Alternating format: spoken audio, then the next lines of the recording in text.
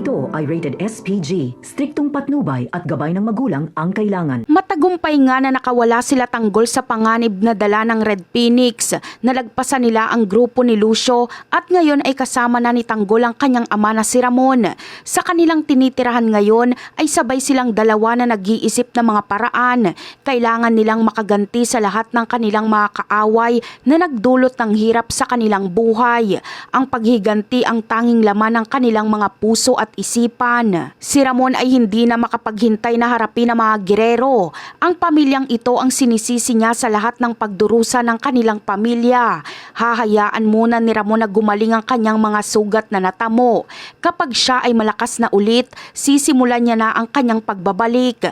Ipapamukha niya sa mga girero na kaya niya silang pabagsakin kahit pa naubos na ang lahat ng kanilang kayamanan at mga ari-arian. Maging si Tanggol ay may matindiring galit at paghihiganti. Si Divina naman ang kanyang pangunahing punteriya. Siya ang itinuturong dahilan ni Tanggol kung bakit namatay ang buong pamilya Benito.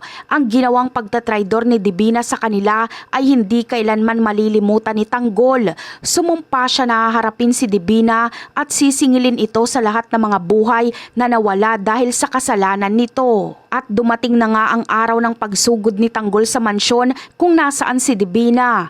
Hindi makapaniwala si Divina nang makita niya si Tanggol na nakapasok sa kanilang mansyon. Isang matinding takot ang agad na naramdaman ni Divina.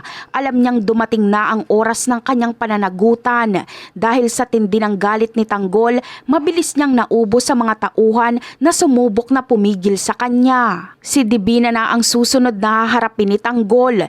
Kitang-kita sa mga mata ni Tanggol ang pagnanais na tapusin si Divina. Hindi na siya magpapakita pa ng anumang awa dito.